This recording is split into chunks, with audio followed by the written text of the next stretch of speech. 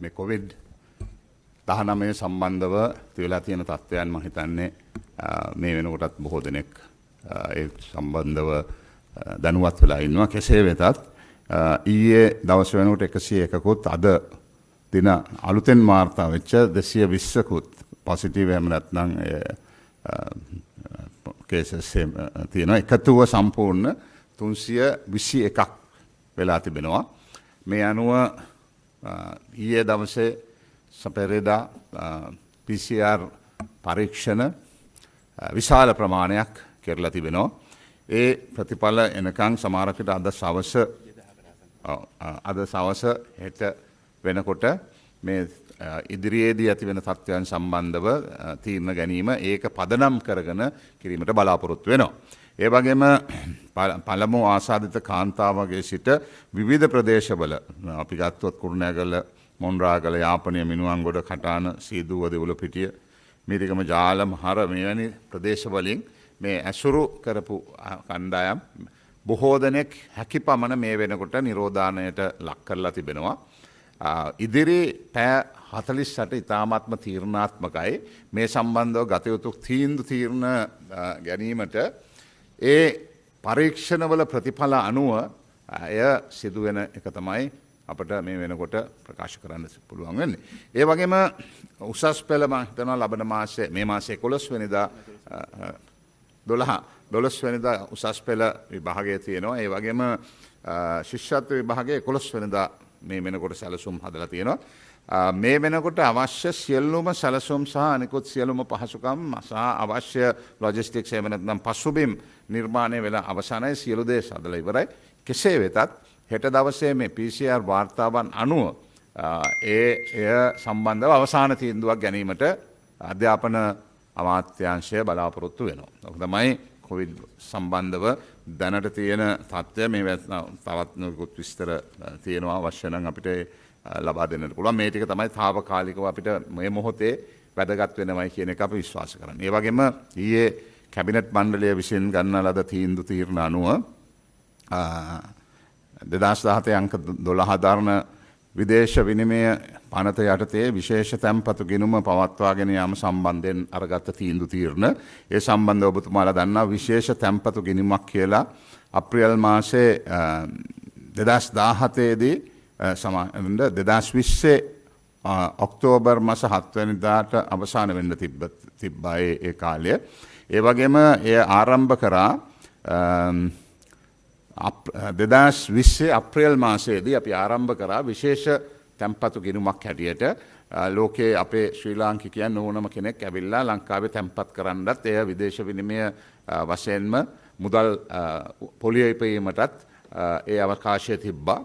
ඒ සම්බන්ධව වර්තමානයේ ගත්ත තීන්දුව තමයි විශේෂ තැන්පතු ගිණුම් කල්පිරීමේ ආදායම් ඉදිරියේදී ශ්‍රී ලංකාවෙන් පිටතට ප්‍රේෂණය නොකරන පදනමක් තුළ ශ්‍රී ලංකා රුපියල් ගිණුමකට බැර කරන්නට හැකියාවක් ලැබලා දීලා තියෙනවා. ඒ කියන්නේ ඩොලර් account එකක් තිබ්බොත්, පවුන්ඩ් වලින් account එකක් තිබ්බොත්, ඒක මෙතෙක් කල් තිබ්බා. ඒක තියාගන්නට හැකියාවක් තියෙනවා. ඒ වෙනුවෙන් ඩොලර් වලින් පොලියක් එය ශ්‍රී ලංකා රුපියල් වලට පරිවර්තනය කරන්නටත් එය රටින් බැහැර කිරීමට නොහැකි වන විදිහේ වැඩපිළිවෙලක් ඉදිරිපත් කරලා තියෙනවා මේ පත්‍රිකාව අනුව. ඊගාවට තියෙන පත්‍රිකාව තියෙන්නේ 1934 අංක 19 වෙනි සේවක වන්දි ආඥා පනත 109 වෙනි අධිකාරිය සංශෝධනය කිරීම. ඒ සංශෝධනය කිරීමට කැබිනට් මණ්ඩලය අනුමැතිය ලබා දුන්නා. මේ වැදගත් වෙන්නේ මේ වන්දි සම්බන්ධව තියෙන තත්ත්වයන්. ඒ නිසා අද මේ වන්දි තත්ත්වයන් සම්බන්ධව නොයෙකුත් මතවාදයන් ඉදිරිපත් වෙලා තියෙනවා. මේකේ අවම ගණන ඉතා අඩු මුදලක් කියන එක. ඒ නිසා රජය විසින් මේ සම්බන්ධව අලුත් වන්දි ක්‍රමයක් හඳුනා දීමට කැබිනට් මණ්ඩලය අවසර දීලා තියෙනවා. අවසර ලබා දුන්නා. සේවක වන්දි ආඥා පනත 42 යටතේ සේවකයෙකුට සිදුවන අනතුරක් සම්බන්ධයෙන් සේවා යෝජකයන් විසින් වන්දි කොමසාරිස් වෙත වන්දි ප්‍රකාශ ඉදිරිපත් කරනු ලබන අවස්ථාවකදී දැනට පවතින විධිවිධාන අනුව පැනවිය හැකි රුපියල් 1000ක වන දඩ මුදල ඉහළ නැංවීම. ඒක පළවෙනි. දෙවැනි කරුණ වෙන්නේ වන්දි ගෙවන ප්‍රමාණය. ඒක තමයි ඉතාමත්ම වැදගත් වෙන්නේ. වන්දි ගෙවන ප්‍රමාණය දැනට පවත්නා රුපියල් 1 සිට එමෙ නැත්නම් 0 සිට 2500 දක්වා වන වන්දි ගෙවීම සඳහා අදාළ කරගන්නා අවම මාසික වැටුප රුපියල් 0 සිට 10000 දක්වා ඉහළ නංවලා තියෙනවා. ඒ කියන්නේ පදනම් වෙන්නේ 2500 සිට බිඳුවේ සිට ඒක 4 ගුණයකින් වැඩි කරලා තියෙනවා. ඒ වගේම දැනට රුපියල් 20000 සිට ඉහළට පවත්න වන්දි ගෙවීම් සඳහා අදාළ කරගන්න උපරිම මාසික වැටුප රුපියල් ලක්ෂය සිට ඉහළට ලෙස සංශෝධනය කරලා තිබෙනවා. ඒක පැහැදිලිවම හිතනවා. ඊගාවට දැනට රුපියල් 1,81,665 සිට 5,50,000ක් වන මරණයකදී ගෙවන වන්දි ප්‍රමාණය වැටුප් පදනම් කරගෙන රුපියල් මිලියන 1.14 සිට රුපියල් මිලියන 2 දක්වා වැඩි කරලා තිබෙනවා. ඒ වගේම දැනට රුපියල් 1,96,000 සිට රුපියල් 5,50,000 දක්වා නිත්‍ය පූර්ණ බෙලහීනතාවයක් තුළ ගෙවන වන්දි මිදල වැඩි කරලා තියෙනවා මිලියන 1.2 සිට නැවත වරක් මිලියන 2 දක්වා. ඒ වගේම දැනට රුපියල් 1,320 සිට රුපියල් 5,500 දක්වා වන తాවකාලික බෙලහීනතාවයන් අනුව ගෙවන ලද වන්දි ප්‍රමාණය අර්ධමාසික වැටුප් පදනම් කරගෙන රුපියල් 5,000 සිට 47,000 දක්වා වැඩි කරලා තියෙනවා. يعني විශාල වශයෙන් වන්දි ගෙවන එක සේවක ලේබර් එහෙම නැත්නම් කම්කරු සේවකයන්ට ගෙවන වන්දි ප්‍රමාණය මේ ආකාරයෙන් වැඩි කරලා තියෙනවා කියලා ඒකට අනුමැතිය ලබලා දීලා තියෙනවා. ඒ වගේම රජයේ පාසල්වල ද්විතීක අධ්‍යාපන ගුණාත්මක සංවර්ධනය සඳහා ආසියානු සංවර්ධන බැංකුව මූල්‍ය සහාය ලබා ගැනීම සඳහා ඩොලර් මිලියන 400ක මුදලක් ලබා දීලා තිබෙනවා. අප්‍රේල් මාසේ 1 වෙනිදා 2020 පැවති අමාත්‍ය මණ්ඩලයේදී ඒකට ආවරණය අරන් තියෙනවා. ඒ සම්බන්ධව ජාතික පාසල් 1000ක් කිරීමේ වැඩපිළිවෙල කඩිනම් කරන්නටත් අධ්‍යාපන විද්‍යාපීඨ උපාධි පිරිනමන තත්ත්වයකට උසස් කිරීමත් පූර්ණ අධ්‍යාපන වැඩපිළිවෙල තුළ අධ්‍යාපනයේ ප්‍රතිසංවිධානයක් ඇති කර ගන්නටත් කටයුතු කරමින් සිටිනවා. මේ මුදල භාවිතා කරන්නේ ඒ වැඩපිළිවෙලට තමයි. ඒ වගේම COVID-19 වසංගතයේ සම්බන්ධව සංචාරක ව්‍යාපාරයට ඇති වෙලා තිබෙන ප්‍රශ්නය උඩ සංචාරක මාර්ග උපදේශකයන් සහ සංචාරක රියදුරන් සඳහා ලබා දෙන වන්දි මුදලක් එක සැරේ දෙන වන්දි මුදලක් මිලියන 1,86,000ක මුදලක් අනුමත කරා කැබිනට් මණ්ඩලයෙන්. ඒ අයට යම් කිසි විදිහේ එකවරක ගෙවන වන්දි මුදලක් ගෙවීම සඳහා රියදුරන්ට සහ මාර්ග උපදේශකයන් සඳහා ඒ ඉල්ලීම අනුව. ඒ වගේම බණ්ඩාරනායක ජාත්‍යන්තර ගුවන් තොටුපළෙහි ආනයන භාණ්ඩ පර්යන්තය ගොඩනැගිලි ඉදිකිරීම සඳහා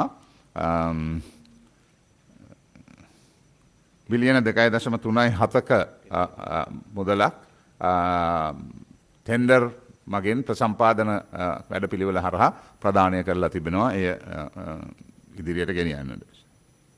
ඒ වගේම 2020 මුදල් වර්ෂය සඳහා වූ විසර්ජන පනත් කෙටුම්පත පාර්ලිමේන්තුවට ඉදිරිපත් කිරීම මේක ඉතා වැදගත්. පහුගිය අවුරුද්ද තුළ ඔබතුමාලා දන්නවා තිබ්බ කොවිඩ් වසංගතයත් පාර්ලිමේන්තුවේ තිබ්බ තත්ත්වයට අනුව විටින් විට ගරු ජනාධිපතිතුමා විසින් ඔහුට පැවරී ඇති බලතල අනුව මුදල් මහ භාණ්ඩාගාරයෙන් එහෙම නැත්නම් කොන්සොලිඩේට් පොදු අරමුදලෙන් මුදල් රජයේ සේවක වැටුප් පුනරාවර්තන පිළිවෙල සඳහා මුදල් වෙන් කරලා තිබ්බා. ඒක දෙපාරක් පාර්ලිමේන්තුවේ ආවරණයට යටත් වුණා. හැබැයි ඒක නැවත වරක් මේ මුදල් වර්ෂය සඳහා මුළු පුනරාවර්තන වියදම රුපියල් බිලියන 2,992ක් සහ කැපිටල් එහෙම නැත්නම් මූලධන වියදම රුපියල් බිලියන 1,846ක් වශයෙන් ඇස්තිමේන්තුගත කරලා තියෙනවා. ඒක අර පහුගිය වසරේ වෙච්ච එහෙම නැත්නම් මැදදී ජනාධිපති බලතල පාවිච්චි කරලා තිබ්බ බලතල පාවිච්චි කරමින් ඒ කරපු වැඩපිළිවෙලට වැය වෙච්ච මුදලුත් මෙයින් ආවරණයක් නැවත වරක් ලබාගෙන තිබෙනවා.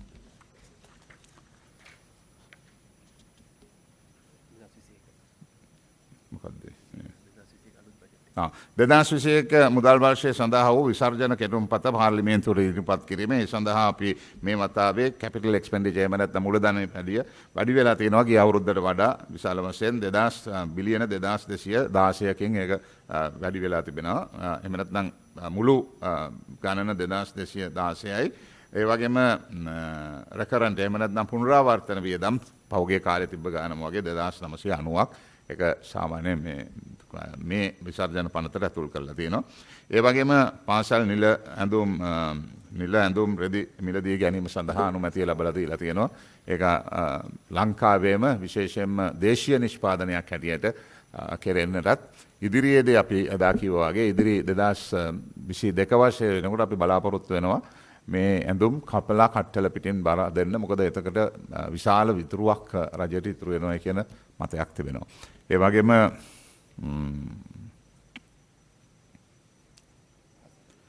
පාසල් දරුවන්ගේ මේක විශේෂයෙන්ම සඳහන් කරන්නට ඕනේ. පාසල් දරුවන් ඇතුල් කිරීමේ විශාල ප්‍රශ්නයකට අපි මුහුණ දීලා තිබෙනවා. මේ උසාවි තීන්දුව කීපයක් තිබෙනවා. ඒ සම්බන්ධව කැබිනට් මණ්ඩලයට මහාචාර්ය ජී.එල්. පීරිස් මැතිතුමා විසින් ඉදිරිපත් කරපු කැබිනට් පත්‍රිකාවට අවසරය ලබා දුන්නා. අතරමැදි පන්තිවලට දරුවන්ගේ ප්‍රමාණය 35 සිට යම් ප්‍රමාණයකින් වැඩි කරන්නත් ඒ අවශ්‍ය ප්‍රතිපාදනයේ අවශ්‍ය නීතිමය තත්ත්වයන් සම්බන්ධව ඉදිරියේදී කටයුතු කිරීමට නීතිපති දෙපාර්තමේන්තුවට මේ කරුණු බාර දීලා තිබෙනවා.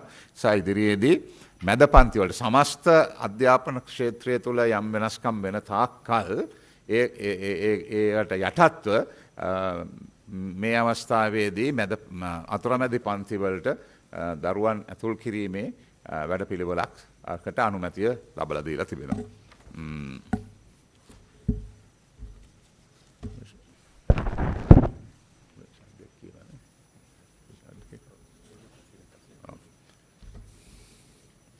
Oh, can I? Mr. Minister, did the cabinet discuss new wave of COVID-19 Sorry? viral infection yesterday? Sorry? Did the cabinet discuss it? Oh, that was fully discussed. I mean, that was one of the central issues. Right. Now, does the government think that this is more virulent than the previous waves of COVID-19 because in 2 days, we have detected, the medical specialists detected 321 infections. Now, does the government think this is more virulent than the previous ones? Well, whatever the condition, the government has taken the responsibility of curbing it and controlling it. We are taking extra care and extra measures also. But we are not going to just leave it as it is and then sort of take it very lightly. It will be taken very seriously and then appropriate action will be taken. But the health authorities still trying to get the source of this That's exactly what they are doing. That is where the investigations are centered too. Because you need to find the source. Because what happens, perhaps there would have been cases and then they would have settled on their own. Now here we have found somebody and then now with the investigations that we find that you have 321 positive cases. And we have now, within the last 24 hours, we have taken another 2,000 tests wherever we feel that it should be done. And the results will come by evening or by tomorrow morning. So then we will have to take the appropriate action thereafter. අමාත්‍යතුමා වෛද්‍ය පරීක්ෂණ ආයතනයේ අධ්‍යක්ෂක doctor ජයරුවන් Bandara මහතා අද උදේ සේවයෙන් පහ කරලා තියෙනවා. ඒ කියන්නේ තනතුරෙන් ඉවත් කරලා තියෙනවා. කුමන පදනමක් මතද මෙතුමා අයින් කරලා තියෙන්නේ? ඒක ඒ අමාත්‍යාංශයේ ක්‍රියාවලියක්. ඒ ක්‍රියාවලිය අමාත්‍යාංශයේ පරිපාලන ක්ෂේත්‍රය තුළ පවතින තත්ත්වයන් තුළ ගණන් තියෙන ක්‍රියාමාර්ගයක්. ඒ වගේම දැනට කොරෝනා රෝගීන් සංඛ්‍යාව 321 දක්වා ඉහළ ගොස් තිබෙනවා. මේ තත්ත්වය ඔබතුමාලා අනුමාන කරන හවස් වෙනව තවදුරටත් වැඩි වීමට හැකියාවක් තිබෙනවා කියලා. සමාජීය මතයක් තියෙනවා මෙම ප්‍රමාණය වැඩි වුණොත් අද දවස තුළ නැවත පොලිස් ඇඳිරි නීතිය පැනවීමට තීරණයක් ගන්නවද නැද්ද කියලා. ඒක පැහැදිලිව තීරණය කරලා තියෙනවද අමාත්‍ය මණ්ඩලයේ වැඩි වුණොත් පොලිස් ඇඳිරි නීතිය දිගටම ක්‍රියාත්මක කරනවා නැත්නම් එම ප්‍රදේශ වලට විතරක්ද ක්‍රියාත්මක කරන්නේ? නෑ ඒකම තමයි මම ඔබතුමාට පටන් ගන්නදීම කීවේ. ඒ වාර්තාවන් අනුව ඇති වෙන තත්ත්වයන් සම්බන්ධව ඒ මොහොතේ ගන්නා වූ තීරණ වලට යටත්ව තමයි අපි කතා කරන්නේ. ඇමතිතුමනි සඳහන් කරා අර මේ MRI එකේ ප්‍රධානී අයින් කරපු එක අපිට වාර්තා වෙන විදිහට නම් මේ වෙනකොට යම්කිසි මිලදී ගැනීමක් ඔය PCR කටල මිලදී ගැනීමක් සම්බන්ධ අර්බුදයක් හේතුවෙන් තමයි එතුමාව මොකද්ද තනතුරෙන් නිවත් කරා කියලා සඳහන් වෙනවා. ඉතින් මේක ඊටාම තීරණාත්මක අවස්ථාවක්. හදිසියේ මේ තුන්වෙනි රැල්ලකුත් ඇවිල්ලා තියෙන ලාවේ එහෙම තීරණ ගැනීම සම්බන්ධයෙන් ගැටලුකාරී දේශපාලන බලපෑමක් මොකක් හරි තියෙනවද එහෙම මොකක් එතන? කිසිම දේශපාලන බලපෑමක් නැහැ. ඒ නිසා තමයි මම ඉඳන් කිව්වේ පරිපාලනමය තත්ත්වයක්. ඒ පරිපාලනමය තත්ත්වය සෞඛ්‍ය අමාත්‍යාංශය සහ දෙපාර්තමේන්තුව අතර තිබෙන ප්‍රශ්නයක්. එය සම්බන්ධව සවිස්තරව මම හිතන්නේ මෑමතුමිය ඔබතුමාලට දැනුම් දෙයි. එහෙම ප්‍රශ්නයක් තිබෙනවනේ. ඒ ප්‍රශ්න මතුවෙන්නේ දැන් එහෙම අවස්ථාවන් ඕන තරම් තියෙනවා. විදුහල්පතිවරු වයින් කරනවා. දැන් මේ අවස්ථාවේදී ඔබතුමා කියන්නේ මේක ඉතින් මේ හැමදේම දේශපාලනයට පටලවා ගන්න එපා. ඔබතුමාම කිව්වා ප්‍රසම්පාදන සම්බන්ධව ප්‍රශ්නයක් මතුවලා තියෙනවාද කියන එකත් අපි ඒක දන්නේ නැහැ. ඒක අභ්‍යන්තර ප්‍රශ්නයක්. ඒ අභ්‍යන්තර ප්‍රශ්න ඒ අමාත්‍යාංශ විසින් ඉදිරිපත් කරාට පසුව සවිස්තරව විස්තරයක් ඔබතුමාලට ලබා දෙන්න පුළුවන්. එමතුමා ඒ වගේම ඊටාම තීරණාත්මක මාරු කිරීමක් සිද්ධ වුණා. වැදගත් කාරණයක් සම්බන්ධයෙන් කොවිඩ් වලට සම්බන්ධ නැති වුණා. CID එකේ ප්‍රධානී නියෝජ්‍ය පොලිස්පති නුවන් වෙදසිංහ. එතෙන්දී ඒක සම්බන්ධ වුණේ කෙලින්ම අර රිෂාඩ් බදුදීන්ගේ සහෝදරයා නිදහස් කිරීමත් එක්කම එතන මොකක් හරි ඒකට ජනාධිපතිතුමාගේ නියෝගයක් හොද වෙන දේශපාලන බල මැදිහත් වීමක් තියෙනවද? මොකද ජනාධිපතිතුමා එදාම නිවේදනයක් නිකුත් කරා යම්කිසි නිලධාරියෙක් මේකට වගකිව යුතු නම් ඊට එරෙහිව අනිවාර්යෙන් පියවර ගන්නවායි කියලා. ඒ අනුවද මේ මාරු කිරීම සිද්ධ වෙලා තියෙන CID එකේ ප්‍රධානියා? සාමාන්‍ය පරිපාලනමය තීන්දුවක් අරන් තියෙනවා. ඒ සම්බන්ධව තමයි වෙන්නට ඕනේ. මොකද ඒ සම්බන්ධව තමයි කතිකාවක් ඇති වෙන්නේ මේ මොහොතේ. ඒ සම්බන්ධව ගන්නව තීන්දුව తీරන ඉදිරියේදී බලා ගන්නට පුළුවන්. මොකද හේතුව මේ ගැන ඇඟිල්ල දික් කරපු අවස්ථාවන් තිබ්බා රජයට. ඒ නිසා මේ සම්පූර්ණයෙන්ම පොලිසියේ පරිපාලනය සම්බන්ධව තියෙන ප්‍රශ්නයක්. ඒ සම්බන්ධව තියෙන ප්‍රශ්නයක් සහ නීතිය සම්බන්ධව ප්‍රශ්නයක්. ඒ උසාවියට ගොස් ඒ නොගත්තේ ඇයි? ඒ කරුණු සම්බන්ධව මූලික වශයෙන් තමයි ඒ බලපාන පුද්ගලයන් සමහරක් විට පරිපාලන හේතුන් මත ඒ ක්‍රියාවලියට සම්බන්ධ වෙන්නේ. එමතුමා දැන් ඔබතුමාලා කලින් ආණ්ඩුවට චෝදනා කරා CID එකේ ප්‍රධානීන් උපයෝගී කරගෙන තමයි දේශපාලනික කරුණු මත ඇතැම් පුද්ගලයන්ට නඩු පැවරුවේ එමරි කටයුතු. නමුත් දැන් මෙතනදිත් බරපතල ගැටලුවක් තියෙනවානේ. මේ රියාජ් බදුදීන් කියන පුද්ගලයා මාස 6ක් විතර ඩිටෙන්ෂන් ඕඩර්ස් මත රඳවාගෙන හිටියා. ඔහුව හදිසියෙම නිදහස් කරනවා. අපිට වාර්තා වෙන ආකාරයට ඔහුගේ බිරිඳත් එදා උදේ මේ ගේට්ටුව ගාවටත් ඇවිල්ලා ඉඳලා තියෙනවා ඔහුව රැගෙන යන්න. ඉතින් මේ නිලධාරීන්ගේ ක්‍රියාපටිපාටිය ඒතෝ CID එකේ ඔබතුමාලම විසින් පත් කරපු ඉහළ නිලධාරීන්. ඉතින් එතනදී ගැටලු සාගතයක් තියෙනවා. ඔය දැන් බහුම පැහැදිලිව මම කියන්නම් ගරු ජනාධිපතිතුමා පසුගිය කාලයේ සිදු වූ ආකාරයට පුද්ගලයන් අත්අඩංගුවට ගැනීම හෝ අත්නෝමතික නිදහස් කිරීම බලය දේශපාලකයන්ට පත් කිරීමට මා සූදානම් නැත. ඒ නිසි පරීක්ෂණ වලින් පසු අදාළ බලධාරීන් විසින් නිත්‍යානුකූලව ඉටු කර නැත. ඒකට උත්තරය බොහොම පැහැදිලිව තියෙනවා. CID පොලිසියට ඇරෙස්ට් කරන්න පුළුවන් ඕන සිවිලියන් කෙනෙක් රටේ පුද්ගලයෙක් ඇරෙස්ට් කරන්න පුළුවන් චෝදනා යාට මේ චෝදනා තියෙනවා. නමුත් ඒ පුද්ගලයාට එපාර වාර්තාවක් ඉදිරිපත් කළා මැජිස්ට්‍රේට් ඔබතුමා මට වැඩි දන්නවා නීතිඥ වශයෙන් ඊට පස්සේ එයා නිදහස් කරනවා නම් නිදහස් කරනවා කන්වික්ට් කරනවා ඒක උසාවියෙන් බය කරන්න CID එකට කරන්න බෑනේ මම ඔබතුමා හරි ක්‍රමයෙන් ප්‍රකාශ කරේ. ඉතින් එතන තමයි ප්‍රශ්නේ. ඒ නිසා තමයි ප්‍රශ්නෙට විසඳුම් තමයි පරිපාලන වශයෙන් තීන්දුව අරන් තියෙන්නේ. එතුමා කියපු ප්‍රශ්නයත් ඔබතුමා කියපු ප්‍රශ්නයත් පරිපාලනමය තීන්දුවක් දේශපාලකයන් සම්බන්ධ වෙයි යුතු නෑ ඒවට.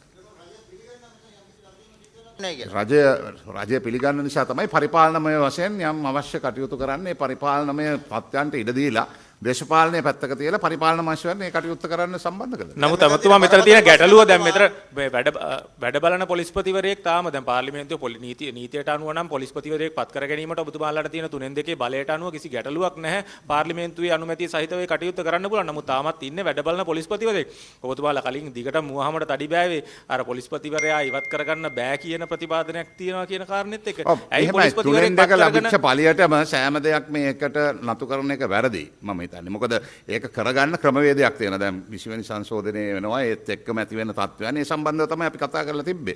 ඔය එහෙම තියෙන අපහසුකම් ඉවත් කරගෙන ඒක මේ සති දෙක තුන ඇතුළත අවසන් වෙනවා. ඒ නිසා ඒක එක ගමනටම කරනවට වඩා ඒ නීත්‍යානුකූලව යන විදිහට යන්න දෙන්න තියෙනවා. අමාත්‍යතුමා ඒ වගේම පරිපාලනය ගැන කතා කරපින්ද මම අහන්නේ. පරිපාලන අභියාචන විංශාධිකාරිය අවලංගු කිරීමට කැබිනට් පත්‍රිකාවක් හෝ යෝජනාවක් දැනට සකස් වෙමින් පවතිනවද? නෑ එහෙම එකක් නෑ. ඔබතුමා ඇහුවේ මගෙන් ඉදිරිපත් වෙලා තියෙනවද නෑ? ඉදිරිපත් කරා නම් මම දන්නවා. ඉදිරිපත් වෙලා නෑ.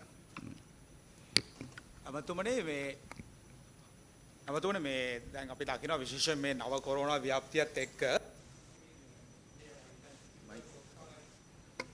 විද්‍යාංශ විසින් කරපු ප්‍රවෘත්ති සාකච්ඡා ප්‍රකාශ කරා විශේෂයෙන්ම ඔබතුමාලා මේ රජය විසින් ප්‍රකාශයටපත් කළ නිරෝධායන නීති භූමියේ ක්‍රියාත්මක වීමේ යම්කිසි ලුණුතා තියෙනවා කියලා. විශේෂයෙන් නැවත පොඩ්ඩක් කියන්න. ඔබ රජය විසින් ක්‍රියාත්මක කරන නැත්නම් ප්‍රකාශයටපත් කරන්න යෙදුණු නිරෝධායන නීති රීති භූමියේදී ක්‍රියාත්මක වීමේදී යම්කිසි ලුණුතා තියෙනවා කියලා. විශේෂයෙන්ම ජාත්‍යන්තර ප්‍රදර්ශනයේදී ඔවුන් දුන්න මාර්ගෝපදේශ ක්‍රියාත්මක වුණ නැහැ කියලා කිව්වා. ඇයි රජයට බැරි වුණේ මේ නීති නිසි ලෙස ක්‍රියාත්මක වෙනවද කියලා හරියට හොයා බලන්න. එහෙම වුණා නම් එහෙම අද මේ තියෙන තත්ත්වය ඇති වෙන්නේ නැහැ නේද? නෑ මං හිතන්නේ ඒ කතාවේ සත්‍යයක් තියෙනවා. මොකද හේතුව මාස ගණනාවක් එකම ක්‍රියාවලිය කරනකොට ඕනෑම කෙනෙකුට අර රිලැක්ස් කරන්න එහෙම නැත්නම් ඒ தත්ත්වය පොඩ්ඩක් ලිහිල් කරන්නට කටයුතු වෙනවා. ඔබතුමා කියන එක ඇත්ත. මම හිතනවා ඒක අඩුවක්. ඒක මේ වගේ අවස්ථාවක මම හිතන්නේ ඔබතුමාට ස්තුතිවන්ත වෙන දෙයක් පෙන්වා දීම සම්බන්ධව උපරිම කටයුතු කරන නමුත් ප්‍රායෝගිකව මිනිස් ස්වභාවය තමයි උදාහරණයක් ගත්තොත් දැන් අපි නිරෝධාන තැනක 500ක් දාගෙන ඒ කරන වැඩපිළිවෙළවල් අර යම් කිසි විදිහේ ලිහිල්වීමක් මේ වසංගතය ලිහිල් වෙනවත් එක්කම මානසිකව සිද්ධ වෙනවා. මම හිතන්නේ එය අපේ පිළිගත යුතුයි. එය නිවැරදි කරන්න සහ එය ඉදිරියට ක්‍රියාත්මක කිරීමේදී ඒ ලිහිල් වීම සම්බන්ධව අඩු ගානේ වෙනස් කිරීම නිලධාරීන් එහෙම නැත්නම් ඉන්න අයගේ වෙනස් කිරීම අපි කියන රොටේෂන් එවැනි තත්ත්වයකට යා යුතුයි. ඇමතුමනි කෙටි දෙයක් තව මේ දැන් සෞඛ්‍යාංශ සැක පහල කරනවා මේ රෝගය අදාළ ඇඟලුම් කර්මාන්තශාලාව ඇතුලේ තිබෙන්නට පුළුවන් කියලා මේ පැතිරීමක් තියෙන විදියත් එක්ක මේ ආයතන සම්බන්ධ යම්කිසි නීතිමය ක්‍රමයක් ගන්න පැහැදිලිවම ඒ මූලික පරීක්ෂණ කරමින් පවතින්නේම ඔය තැනට මේක කොතනින්ද මේක පටන් ගත්තේ කොතනින්ද මේක ව්‍යාප්ත වෙලා තියෙන්නේ කියන එක. මේ අවස්ථාවේදී බොහොම පැහැදිලිව කියන්නට ඕනේ රජයක් හැටියට අපිටත් කරන්න පුළුවන් වැඩ කොටසක් තියෙනවා. හැබැයි ජනතාවගේ පැත්තෙනුත් මම හිතනවා ඒ සහයෝගය ලබා දුන්නොත් රජයක් මොන ආකාරයෙන් ක්‍රියාත්මක වුවත් එය 100% සාර්ථක කරගන්න බෑ ජනතා සහයෝගය නැත්නම්. ඇමතුමනි ඔය දැන් ඔය ගැටලුවේදී මුලදිම ඇති වෙන කාරණා තමයි අපේ අවශ්‍ය පරීක්ෂණ සඳහා PCR පරීක්ෂණ කට්ටල මූලික කාලේ අපිට තිබුණ ගැටලු. ඒ නිසා දැන් මතුවෙන දත්තයන් අනුව ඊටමත් බරපතල ලෙස මේක වේගෙන් වැඩිවීමක් ඇති වෙයි කියලා සැක හිතෙනවා. ඒ නිසා මීට අවශ්‍ය කරන PCR කට්ටල අපිට ඇතිතරම් තිබෙනවද? කාර්ය මණ්ඩල හදිසි ප්‍රතිකාර ඒකක සියලුම දේවල් මේ වෙනුවට සූදානම් කළේ ඕන දෙයකට මුහුණ දෙන්න පුළුවන් විදිහට හදාගෙන තියෙනවා. එදාට වැඩිය මේ වෙනකොට විශාල දුර ගමනක් ඇවිල්ලා තියෙනවා. එදා අපි ගත්තේ අපි කියනවා අපි නොදැනුවත්ව ඒකට භාජනය වුණේ. ඒ වෙලාවේ තිබ්බ අඩුපාඩුකම් ගණනාවක් තිබ්බා. ඒ අඩුපාඩුකම් ක්‍රමානුකූලව මේ වෙනකොට ඉතාමත්ම ප්‍රබලව ඉදිරියට ගෙනල්ලා තියෙනවා. ඒවා අවශ්‍ය කරුණු සම්බන්ධව ක්‍රියාත්මක වෙන්න. ඒ වගේම එක් රෝගියෙකුට තුන්වෙනි වතාවටත් මෙම රෝගය වැළඳුන බව ඒ පරීක්ෂණ වලින් හෙළි වෙලා තිබෙනවා. ඔබතුමාලට තිබෙනවද ජනතාවට මේක බෝවීමේ ප්‍රවණතාවයක් ඔහුගෙන් ඇතිවෙන්න පුළුවන්ද නැද්ද කියලා යම්කිසි ජනතාවට දෙන්න පණිවිඩයක් තියෙනවා. නෑ බොහොම පැහැදිලිව කියන්නට ඕනේ මේ රෝගය අපේ ඉතිහාසයේ දකින වඩාත්ම සංකීර්ණම බෝවීමේ ප්‍රවණතාවයක් තියෙන තා සංකීර්ණ තත්ත්වයක තියෙන ප්‍රශ්නයක්. ඒ නිසා අමුතුවෙන් මම හිතන්නේ රටේ ජනතාවට කියන්න. හැබැයි මේක නිරන්තරයෙන් කියන එක හොඳයි ඔබතුමත් එක්ක එකගයි. අපි පුළුවන් තරම් ඔබතුමාලත් මාධ්‍යකරුවන් හැටියට මම හිතන්නේ විශාල වගකීමක් තිබෙනවා. සෑම අවස්ථාවක මේ සම්බන්ධව මේ ප්‍රවේශම් වීම සහ ඒ ක්‍රමවේදයන් අනුකූලව කටයුතු කරන්නයි කියන එක ඉතා වැදගත් වෙනවා. මොකද යම් සමීක්ෂණ අනුව පහුගිය කාලේ අපි කියනවා මේ පෙනහළු ආශ්‍රිත තියෙන දරුවන්ට තියෙන රෝග සම්බන්ධව තියෙන බෙහෙත් වල මිල සමාන බෙහෙත් වල අලවිය අඩු වෙලා තියෙනවා. ඒකට ප්‍රධාන වශයෙන්ම හේතුපාදක වෙලා තියෙන්නේ අත්සේදීම සහ මොකවරණය සහ අර ඩිස්ටන්ස් එක. ඉතින් ඒ කියන්නේ ඒවත් තව අතුරු ප්‍රයෝජන සහ ඵල සෞඛ්‍යාංශ ක්‍රියාත්මක කිරීමේදී සිදු වෙමින් පවතිනවා. ඉතින් ඒ නිසා ඔබතුමා කියන වගේම මම හිතනවා මුළු රටම ඒ වෙනුවෙන් මම හිතනවා තීන්දුව ගත යුතුයි. තම තමන් විසින් ස්වේච්ඡාවෙන් මේ සම්බන්ධව ගත යුතු ක්‍රියාමාර්ග රජයටත් රටටත් ජනතාවටත් වෙන සහයෝගයක් හැටියටයි මම දකින්නේ. ඒ වගේම අමාත්‍යවරුනි තව පොඩි කාරණාවක් වෙන පොඩි නෑයක ටිකක් ලොකුයි. අපේ වී මිලදීන් ගැනීම රජයේ නිරන්තරයෙන් කරන්න පටන් ගත්ත මේ වෙළඳ පොළෙහි ඇති වෙන මිල ස්ථාවරත්වය රැක ගැනීම සඳහා මෙහිදී රජයේ මිලදී ගන්නා මේ වීතොග සහල් මෝල් හිමියට ලබා දුන්නේ ඒවා නැවත සහල් කර රජයට ලබා දෙනත් යම් කිසි ප්‍රතිපත්තියක් මත පිහිටා සිටගෙන. නමුත් 2015 සිට මේ මෑතක් දක්වාම එකම සහල් ලැටයක් මේ මෝල්කරුවන් ලබා දීලා නැහැ මේ රජයට මේ ගත්ත වී වලින්. මේ පිළිබඳ මොකද්ද රජයේ ස්ථාවරය මේ මෝල්කරුවන්ට නඩු දමනවද මේවට මොන හරි තියනවද මේකට? නෑ ඒ සම්බන්ධව මම හිතන්නේ මේ වෙනකොට පරීක්ෂණයක් පවත්වාගෙන යනවා. ඒ සම්බන්ධව ගත යුතු ක්‍රියාමාර්ග නීතිමය අවකාශයක් තිබෙනවා නම් ඒ ගිවිසුම් අනුව ඒ ආකාරයෙන් ක්‍රියාත්මක වේ. Mr. Minister, back to COVID-19.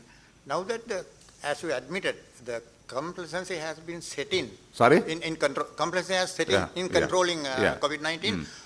Don't you think a new strategy or new mechanism has to be followed to control the I new suppose wave this is of something COVID-19? that needs rapid thinking and rapid changes, because it has to be accordingly. Now you have, as we say, that there have been a complaisance, and that has to be looked into, and then the people must take it seriously as to the consequences of this. So therefore there is a major part to the public to assist the government in this regard, and I'm sure that as we know that there are second waves and third waves, and there not been any successful remedies for this as of now. So therefore we have to be very cautious, and then need to be cautious until we find some remedies to start with. But leave that alone. Yes, it may be. But our being cautious, our being careful, our sort of stick to the regulations and the requests that are made by the government must be adhered. අමතතුමා ඒ වගේම ප්‍රභූ ආරක්ෂාව සම්බන්ධයෙන් රට තුළ ප්‍රශ්නයක් මතුවලා තියෙනවා. දැන් පසුගිය දිනක අපි දැක්කා විපක්ෂ නායකතුමා සහභාගී වෙච්ච රැස්වීමකදී ප්‍රහාරයක් එල්ල වුණා. ඉතින් ප්‍රභූවරුන්ට මෙහෙම ආරක්ෂාව සපයන MST එකේ ආරක්ෂාව සපයන අවස්ථාවකදී ආරක්ෂක වටේන් ප්‍රමාණයක් ඉද්දී ආරක්ෂාව දියාරු වෙලා ප්‍රහාරයක් එල්ල වෙන්න පුළුවන්ද මේ වගේ සාමකාමී රටක? විපක්ෂ නායකයා කියන්නේ රටේ තෙවෙනි මම හිතන්නේ එවැනි සිදුවීම් වැළැක්වුණු එක යුගයක්වත් මේ රටේ නැහැ. එවැනි සිදුවීම් සිද්ධ වෙනවා. අවශ්‍ය වෙන්නේ සිදුවීම් සිද්ධ වුණාම නීතිය සාමය ආරක්ෂා කරන ආයතන ඒ වෙනුවෙන් ගන්න ක්‍රියාමාර්ග. මම දන්න විදිහට ඒ වෙනුවෙන් ගන්න ක්‍රියාමාර්ග අරගෙන තියෙනවා. දෙන්න අත්අඩංගුවට ගැනීම වෙලා තිබෙනවා. ඒ සම්බන්ධ පරීක්ෂණ පැවැත්වෙනවා. කවුරු හරි හිතනවා නම් මේවා මේ ලංකාවේ කිසිම දවසක වෙන්නේ නැහැ වෙන්නත් බෑයි කියලා මම හිතන්නේ මම එතන පිළිගන්නේ නැහැ. මොකද හේතුව දේශපාලන සහ එවැනි ප්‍රශ්න නොයෙකුත් පුද්ගලික ප්‍රශ්න එවැනි දේවල් බලපාන්න පුළුවන්. ඒක හොඳ හරිම දේ තමයි ඒ වෙනුවෙන් ගන්න ක්‍රියාමාර්ගය. මේ වෙනුවෙන් ඔබතුමා කියන සිදුවීමේදී මේ වෙනුවෙන් අත්අඩංගුවට ගැනීම කියලා තියෙනවා. ඒ සම්බන්ධව නීතිමය ක්‍රියාත්මක දැනට විපක්ෂ නායකවරයාගේ ආරක්ෂාව වැඩි කිරීම සම්බන්ධයෙන් යම්කිසි පියවරක් අරගෙන තියෙනවද? ඒක කරන්නේ ඇසෙස්මන්ට් ත්‍රෙට් ඇසෙස්මන්ට් එකක් තියෙනවා. තක්සේරුවක් කරනවා ඔහුගේ ඉල්ලීමක් අනුව ඕනෑම පුද්ගලයෙකුට තමන්ට තියෙන ජීවන තර්ජනයන් අනුව ඉල්ලීමක් කරත හැකි. ඒ අනුව ඒ සම්බන්ධව යම් කිසි විදිහේ ඇසෙස්මන්ට් එකක් තක්සේරුවක් කරලා තක්සේරුව අනුව තමයි ඒවා ලබා දෙන්නේ. ඇමතුමා මේ ඔබ කැබිනට් මාධ්‍ය ප්‍රකාශ ආරම්භ කිරීමත් එක්කම කිව්වා අර මේ උසස් පෙළ අධ්‍යාපනය සහ ශිෂ්‍යත්ව විභාගය ගැන.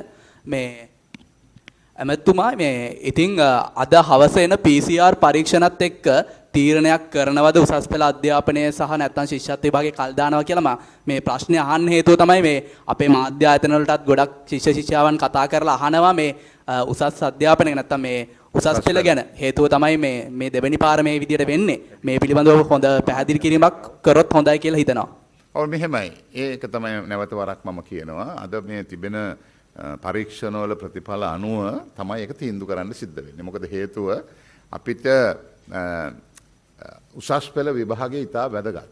හැබැයි ඒ වගේම රටේ ජාතික වශයෙන් ගන්න සෞඛ්‍ය ප්‍රශ්න ඒ වගේම වැදගත්. ඉතින් මේ දෙකෙන් කොයි දේ වැඩියෙන් වැදගත්ද කියන එක තක්සේරු වෙන්නේ අපිට එන වාර්තාවන් අනුව. ඒ වාර්තාවන් අනුව අපි ක්‍රියාත්මක කරන්න බලාපොරොත්තු වෙනවා. එතකොට ඇමතුමා මේ PCR පරීක්ෂණ වල කියන්නේ අද තත්ත්වය හොඳ නැති වුණොත් මුළු රටටම නැවත ඇඳුරු නීතිය පැනවීමක් සිදු කරන්න වෙයිද? මම කියන්නේ මෙහෙම මේ තීන්දුව ගන්න සියල්ල වෙන්නේ ප්‍රමාණය අනුව. අපි කියමු තක්සේරු අනුව 100ද 5ද 1ද 10ද 15ද කියන තක්සේරුවන් අනුව විවිධ තීන්දුව ගන්න සිද්ධ වෙනවා. ඒ මට්ටම් අනුව. ඇමතිතුමා මේ දැන් රට තුළ දැන් කොවිඩ් වසංගතයේ තිබුණත් දැන් අද පාර්ලිමේන්තුව රැස් වෙනවා 20 වෙනි සංශෝධනය සම්බන්ධ ප්‍රොසෙස් එක ඒ විදිහටම සිද්ධ වෙනවා. දැන් අධිකරණ කටයුතු අවසానයි. ජනාධිපතිතුමාටත් කතානායකතුමාටත් තීන්දුව දැනුම් දීමට නියමිතයි. නමුත් දැන් ඊයේ වෙනකොට විජේදාස රාජපක්ෂ මහත්මයා ජනාධිපතිතුමාට ලියුමක් යවලා තිබුණා. ඊළඟට ගිය සිකුරාදා ජාතික නිදහස් පෙරමුණ විමල් වීරවංශ මහත්මයා කණ්ඩායම යවලා තිබුණා. ඒක මාධ්‍යවලට නිකුත් කරලා තිබුණා. මොකද්ද මෙතන ආණ්ඩුව ඇතුලේ යම්කිසි ආකාරයක ගැටලු සහගත තත්ත්වයක් දැන් 3-2 150ක කියන മന്ത്രി සංඛ්‍යාව මදි වෙන ගතියක් නිකන් පේනවා වගේ නේ දෙකකතාවය අඩු නිසා. නෑ ඉතින් පේනවා නම් ඒක පෙනේ ඡන්දයක් තියෙන දාට. අපිට පෙනෙන්න ඔබතුමාට පේනවා වෙන්න පුළුවන්. තව වෙනකොට ඒක වෙනවා වෙන්න පුළුවන්. මතවාදයක් වෙන්න පුළුවන්. විවිධ අදහස් ඉදිරිපත් කරන්න පුළුවන්. ඡන්දයක් තියෙන දාට බලත හැකි මොකද්ද වෙන්නේ? ඔබතුමා කියන්නේ දැන් කොහොම හරි අවසානයේ ඡන්දේ එනකොට සියලු දෙනාමගේම එකඟතාවය ලබා ගැනීමේ හැකියාවක් ලැබෙයි කියලා කටයුතු වලට. ඔබතුමාට නිදහස තියෙනවා. ඔබතුමාට කැමති විදිහකට ඒ සම්බන්ධව අර්ථකථනයක් ලබා ගන්න. ඇමතුමනේ මේ දැන් මේ වෙද්දී ජාත්‍යන්තර ණය ශ්‍රේණිගත කිරීම ආයතන විසින් රටේ තියෙන යම්කිසි දේවල් මූඩි ආයතනය විසින් මේ ශ්‍රේණිගත කිරීම පහළ දවල් දෙන අංක 2කින්. එතකොට මේ විශේෂයෙන් විපක්ෂය කියනවා මේ 20 වෙනි ව්‍යවස්ථා සංශෝධනය මේකට හේතුවක් කියලා. ඔබතුමා ඒක දකින්නවද? මොකද කැබිනට් මණ්ඩලයේ අවධානයක් යොමු වුණාද මේ ගැන? දැන් මම හිතන්නේ රටක දේශපාලන වෙනස්කම් සහ ජනතා පරමාධිපත්‍යයට අත තියෙන නීතිමය මූල්‍යමය තත්ත්වයන් සම්බන්ධව අපේ වෙනම විග්‍රහයක් තිබෙනවා. මොකද හේතුව මම ඔබතුමාට කියන්නම්. දැන් GSP+ එකට අදාළ ප්‍රශ්න අපි එකඟ වුණා. හැබැයි රාජ්‍යයේ ව්‍යවස්ථාව වෙනස් කරන තැනකට කතා කරනවා නම් එකඟ වෙන්න බෑනේ. නේ? ඒ නිසා ඒ කියන්නේ ඔවුන්ගේ තිරේ පිටිපස්සේ තියෙන අරමුණු සහ ඒ සංවිධාන ක්‍රියාත්මක වෙන විදිහ සම්බන්ධවත් සාධාරණ විශ්ලේෂණයක් තුළ සාධාරණ ගැටලු තියෙනවා. එනිසා ඔය කියන 20යි අර නචස් දෙකකින් මූඩිස්ලගේ වාර්තාවයි ස්කාරවරි සම්බන්ධ කරන්න දේශපාලන වශයෙන් හැකියාවක් තියෙනවා. ඒ දේශපාලන වශයෙන්. හැබැයි අපේ ප්‍රතිපත්තිය වන්නේ අපේ බොහොම පැහැදිලිව අපේ ස්ථාවරය වෙන්නේ එවැනි කරුණු සහ මෙවැනි කරුණු අතර සම්බන්ධීකරණයක් ඇති කරගන්න අවශ්‍ය නැහැ කියලා. නමුත් දැන් දවස් අවසානයේ රටේ පුරවැසියර තමයි ණය බර එන්නේ. දැන් අපිට ඔක්තෝබර් වල ණය ගෙවීමක් තියෙනවා. අපේ තියෙන විදේශ වත්කම් වල ප්‍රමාණය ටිකක් අඩුවක් තියෙනවා. ඔබතුමා පිළිගන්නවා ඇති. මොකද්ද මේකට රජය නෑ ඉතින් ඒ සම්බන්ධව මම හිතන්නේ මම සාමාන්‍යයෙන් ඇඟිල්ල දික් කරන්න නමුත් ඔබතුමා දිගින් දිගටම ප්‍රශ්න කරන නිසා 2015 ආණ්ඩුව බාර දෙනකොට රජයේ දළදේශීය නිෂ්පාදනය අපේ ණය බර තිබ්බේ 70.6යි. හැබැයි මේ යහපාලන අවුරුදු 4මාර ඇතුළත ට්‍රිලියන 14,030කට ඒක වැඩි වෙලා 7,420 සිට එය 90%කට ආසන්න කිට්ටුවකට යනකොට එවැනි ප්‍රශ්න මතුවෙනවා. ඒ නිසා ඒ පවත් අපිට කරගන්න සිද්ධ වෙලා තියෙනවා. එමතුමා සමාවෙන් අතීතයේ විවේචනය කිරීම පළක් නෑ අතීතයේ නෙමෙයි මම කියන්නේ අතීතය නැතු වර්තමානය ගැන කතා කරන්න බෑ. ඔබතුමාගේ ප්‍රශ්නයට අතීතය ගැන කතා නොකර වර්තමානයට කතා කරන්න කොහොමත්ම ඉඩක් නෑ. බැරි වෙලාවත් මේක 103ට 104ට 2004 වගේ තිබ්බනම් එවැනි තත්ත්වයන් නැති ඇති වෙනවා. ඒකට මුහුණ දෙන්න සිද්ධ වෙනවා. මම අහන්නේ සැලසුම් මොනවාද?